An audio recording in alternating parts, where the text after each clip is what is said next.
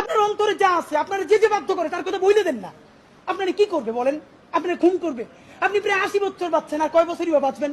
আপনাকে যদি হত্যা করা হয়, কিন্তু সেই রক্তের বিনিময়ে যদি আপনি শহীদদের রক্তের বিনিময়ে নতুন বাংলাদেশ গড়ে যেতে পারেন, আগামী 1000 বছর বাংলাদেশের মানুষ নামাজে প্রার্থনায় আপনার জন্য শুধু দোয়া করবে। ঠিক। প্রধান উপদেষ্টা, আপনাকে বলি, আপনার উপদেষ্টারা সারাক্ষণ জুজুর ভয় দেখায় না? আপনারে বলি, একটু কান দিয়ে শুনেন।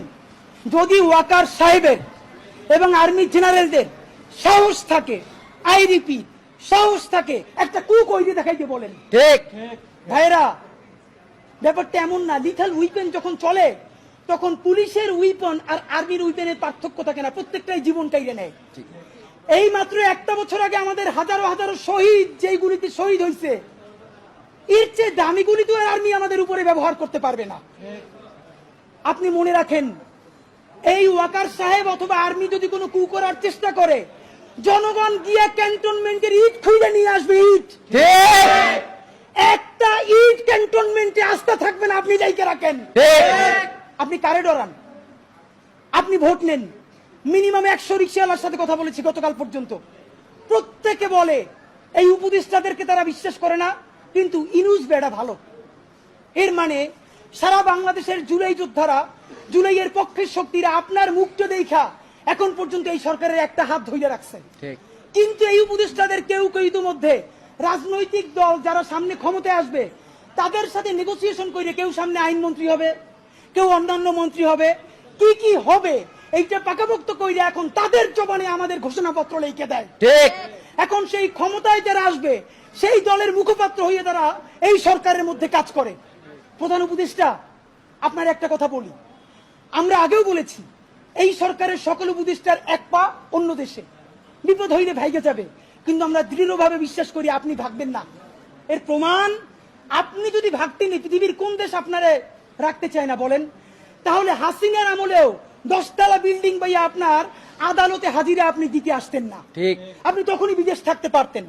আপনি এই দেশে থাকতে চান বলেই আপনি আসছেন, আমরা বিশ্বাস করতে চাই।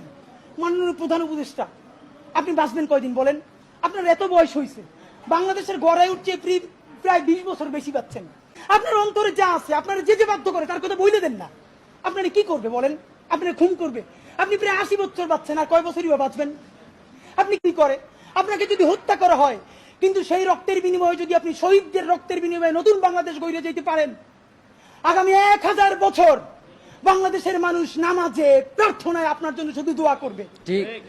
বুড়ো মানুষটা থেকে শুরু করে শিশু, আপনার বক্তৃতা শুনে মাননীয় উপদেষ্টা কতক্ষণ জানেন? যতক্ষণ আপনি জুলাইয়ের জবানে কথা বলেন।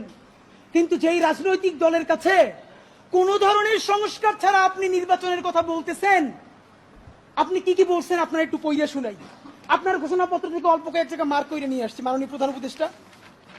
আপনি বলছেন যে সামনের নির্বাচনে, এবারের নির্বাচন যেন আনন্দ উৎসবের দিক থেকে, শান্তি শৃঙ্খলার দিক থেকে, ভোটার উপস্থিতির দিক থেকে, সৌহার্দ্য আন্তরিকতার দিক থেকে দেশের ইতিহাসে স্মরণীয় হয়ে থাকে, এই সকল আয়োজন করা হবে।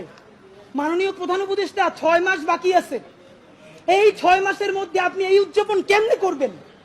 নির্বাচন শুরু হইতে পারে না, এর মধ্যে মানুষকে হত্যা করতেছে রাজনৈতিক দল একটা আরেকটারে। তাহলে এই আমলা, এই পুলিশ, যেই পুলিশ রাজনৈতিক দলের ছত্রছায়া আবার হত্যাকাণ্ড ঘটাবে, আপনি দাঁড়িয়ে দিয়ে কেমনে পারবেন? প্লিজ, আপনার এই বৃদ্ধ কাঁধে রাজনৈতিক দলগুলোর বন্দুককে রাখতে দিয়েন না। আপনি না পারলে কুইট করেন, ওরা নিজেরা বুঝে খাক। কিন্তু রাজনৈতিক দলের একমাত্র মুখপাত্র হইয়া বাংলাদেশের মুখপাত্র থেকে আপনি বিদায় নিয়েন না। আপনি নির্বাচনের কথা বলছেন, আমরা খুশি হয়েছি, কিন্তু ইতিহাসের স্মরণীয় নির্বাচন করার রোডম্যাপ কোথায়? বাংলাদেশের রাজনৈতিক দলগুলো আপনার সাথে মিটিং করে সামনে এসে বলে আমরা নির্বাচনের রোডম্যাপ দেখি নাই, আমরা হতাশ। ভিতরে কথা বলার চেষ্টা করলাম, আফসোস, রাজনৈতিক দলগুলো এত বদমাশ কেমনি হয় ভাই? ভিতরে তারা একটা বারো ভালো করে কোন রাজনৈতিক তারা নির্বাচনের ম্যাপ দেয় না। প্রধান উপদেষ্টারে তারা গিয়ে বলে বড় দলগুলা, ওই পেট্রো বাংলার চেয়ারম্যানটা কিন্তু আমাদের লাগবে, অমুক বিশ্ববিদ্যালয়ের ভিসি কিন্তু আমাদের লাগবে, স্বরাষ্ট্র আর জনপ্রশাসন মন্ত্রণালয়ের সচিবটা কিন্তু আমাদের লাগবে। বাইরে এসে বলে আমরা নির্বাচন না দেখে হতাশ। একই দ্বিচারিতা।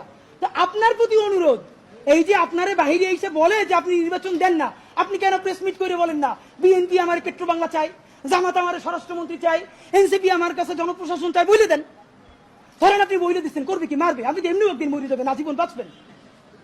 আপনি বইলে দেন না, ওদের নেই থেকে বইলে দেন। রাজনৈতিক শক্তির আমরা পক্ষে, কিন্তু রাজনৈতিক দলের নামে নিপীড়নের পক্ষে আমরা নয়।